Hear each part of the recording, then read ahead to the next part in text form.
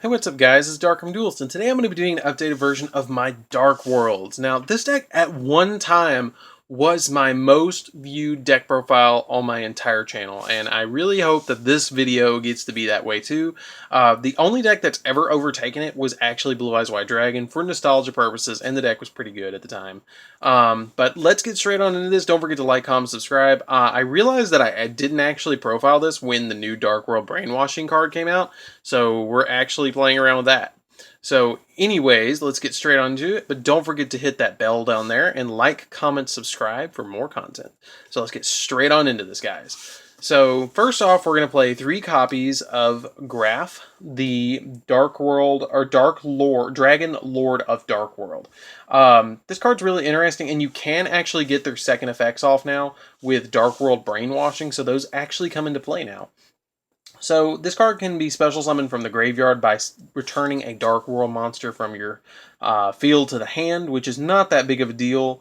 And then if it's sent to the graveyard, if this card is discarded by a card effect, you can target one card your opponent controls, destroy that target. Then if this card was discarded from your hand by an opponent's card effect, you look at your one random card in your opponent's hand, then if it was a monster, special summon that card to your side of the field, which is crazy. It just steals something.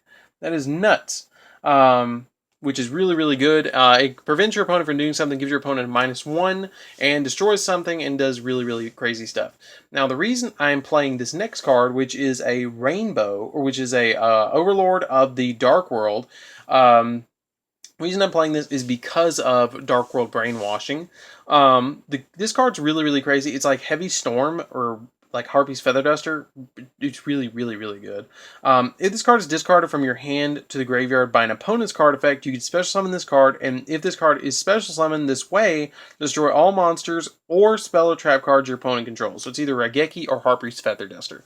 It is too good not to play one of these with Darkworld Brainwashing. I know I'm going to keep like hinting at this card. This card makes Darkworlds nuts. So we're going to play one copy of that. Which is Overlord of Darkworld. Then we play 2 copies of Gold. Gold, if it's discarded to the graveyard, you get to special summon it, which is really, really awesome.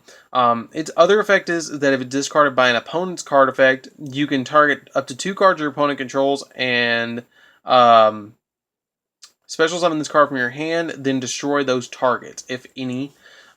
Which is really, really good. It destroys 2 cards on the field if it's discarded by an opponent's card effect, which is nuts. But that's the big effect about Gold. Then we play 2 copies of Lucent Nether Lord of Darkworld. If this card is discarded to the graveyard by a card effect, you can special summon this card from the graveyard. Then if it was discarded by an opponent from your hand to the graveyard by an opponent's card effect, you can special summon 1 Fiend monster from your deck into either side of the field. Now, there are some shenanigans about summoning cards to your opponent's side of the field, but usually you're just going to summon Graph to make a big 3K beater with gates on the field. So then we play 3 copies of Snow, which is kind of the searcher of the deck. Her effect is that she's discarded to the graveyard by a card effect. If it was discarded from your hand to the graveyard by an opponent's card effect, you can target 1 monster in your opponent's graveyard, and then you can special summon that target, and if it's discarded to the graveyard by your card effect, you can add a Darkworld card from your deck to the hand. These cards are really worded really weird. They should just break it up. If they ever reprint these again, they should really break it up to where it makes sense, because you have to play Darkworlds a little while to actually understand which one's the opponent effect and which one's your effect. Then we play 2 copies of Beige, because it's an easy normal summon to get out your Graph. If this card is discarded to the graveyard by a card effect, you can special summon it from the grave. And then we play 3 copies of Brow. Now, Brow's effect is really interesting. If it was discarded to the graveyard by a card effect, you get to draw a card plus another card if it was discarded from your hand to the graveyard by an opponent's card effect. So you get to draw 2 cards if it's discarded by your opponent, which is really, really good. And then finally, we play a tour guide from the Underworld because we play Brow. Something really, really interesting about this deck is, and I will say this before we go any farther, these are actually all based off of colors. Graph is based off of Graphite.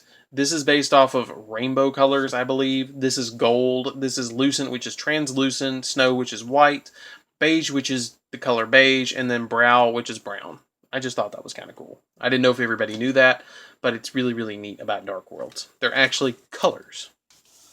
So, and if you actually look at the whole archetype, they do have all the colors in the rainbow.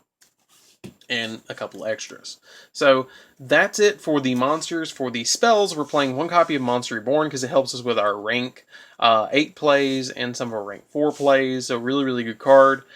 Foolish Burial to send our graphs to the grave to get some extra effects off, or to get, easy first turn graphs. 3 copies of Darkworld Dealings, because Dealings is an ordeal. You get to draw a card. Either player draws a card, then either player discards a card. So it's really, really good to play 3 of this. Then we play 3 copies of Drag Down into the Grave, because it lets you look at your opponent's hand, and your opponent looks at your hand, and you discard a card from your hand, and you discard an opponent's from your opponent selects a card from your hand and discards it. You select a card from your opponent's hand and discard it, and then you both draw a card. So it lets you kind of understand what they're trying to do and hit the combo cards in their hand. So really, really good.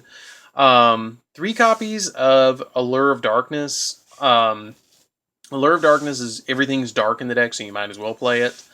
2 copies of Trade-In. I'm not playing 3 because we only have 3 targets for it, and you're going to draw a graph, and sometimes you don't need this anyways, but it's a good enough card that you need 2 of it. And then for the final spell card, we play 3 copies of Gates of the Underworld, Gates of the Darkworld. All Fiend monsters you control gain 300 attack, and once per turn, you can banish a Fiend from your graveyard, discard a Fiend, and then draw a card. So really, really good to play 3 copies of this. But that's it for the spells. Let's get straight on the traps. This is kind of like your draw engine cards. Like everything in here draws or sends something to the graveyard besides Monster Reborn. So for the traps, we are playing 3 copies of Mind Crush, because we really, really, really know what our opponent's playing, and we can call out what they're playing, because there's so much searching going on in Yu-Gi-Oh! Right now. I can call and say, okay, if they're playing Pendulum Magicians, I know that they're going to have Purple Poison in their hand. I can flip this and see that they added that, or activate Drag Down and know what they have in their hand in the beginning of their turn. Just activate Mind Crush and hit the card that I know that they have. And if it doesn't go my way, I just discard a random card, which is not that big a deal in Dark Worlds anyway, so it can be a plus for me or a bad for them. So then we play 1 copy of Eradicator Epidemic Virus, which I have to say, once Lair of Darkness comes out, this deck will change again, because I might try and build Virus Dark Worlds. And Eradicator Epidemic Virus is nuts, because you tribute a graph, essentially, or one of your high level, or one monster with 2,500 or more attack, and either declare spells or traps, and you just destroy all of them in your opponent's hand, field, or hand and field, and every card that they draw for the next 3 turns. And then we play 3 copies of Darkworld Brainwashing. Brainwashing is really, really, really, really, really good. When an opponent's monster effect is activated, you have 3 or more cards in your hand, except during the damage check. You can target 1 Darkworld monster on the field, return it to your hand, and if you do, the activated effect becomes discard 1 card from your opponent's hand, which is at random. Cannot emphasize that enough, how good that is, because it gets you your Dark World monsters effects off, so your opponent is all the time afraid to activate monster effects if you have 3 or more cards in your hand, which in Dark Worlds, with all the draw power, you're gonna have 3 or more cards in your hand the majority of the duel, because you're gonna know you've got Brainwashing sitting in the wings. So that's it for the main deck. Awesome deck, really, really fun. I was really, really excited when they released Brainwashing, and it just looks amazing, because it ties in with the Twilight Sworns, I believe, because you see Raikou right there. But I'm not playing Smog, because I'm not that worried about banishing stuff, but that's it for the main deck. So, let's get into the extra deck. Some interesting cards in the extra deck is Divine Dragon, Night Felgrand, because it can protect itself and other cards on your field. Hope Harboring Dragon, Titanic Galaxy, or number 38, because it's arguably the best rank 8 in the game still. Heretic Sun Dragon, Overlord of Heliopolis, because it can get you some cards out of your hand if you don't get Brainwashing. You get multiple Brainwashings and stuff. You can pop cards your opponent controls by tributing monsters, which is really good. It can clear the way for an OTK. Lancelot, Dark Knight of Underworld. It pops monsters and it pops spells and traps, and it can attack your opponent directly, so why not play it?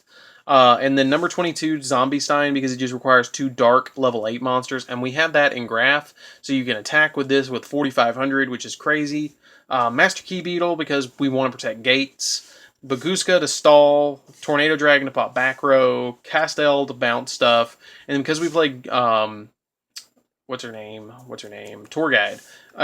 We want a Grand Pulse and a Phantom Knight of Breaksword. Breaksword's really good in the deck. Grand Pulse, and we don't make Grand Pulse as much. We make Breaksword.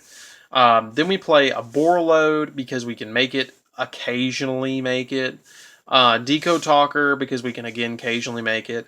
Proxy Dragon because it's good to make if your opponent has a card that's pointing towards you and you can make multiple level 8s or rank 8s, and then 1 Underclock Talker because Underclock Talker is really, really good, and I don't know why more people are not playing this at least at 1. So anyways, guys, this is DarkArmedDuelist. I hope you enjoyed this deck profile, and you can actually rank up with Underclock Talker, and that's why I play it. Anyways, guys, this is DarkArmedDuelist. I hope you enjoyed this deck profile. I really enjoyed taking it. It's a lot of fun to play this deck. It's still amazing this deck made like 19,000 views on my channel. Let's hope we can do it again. Share the heck out of this video, guys. Don't forget to like, comment, subscribe, and check out that bell down there. Don't forget to hit that bell so you get to be a part of the notification squad. And I will see you guys in the next video, guys. See you around. DarkArmedDuelist out.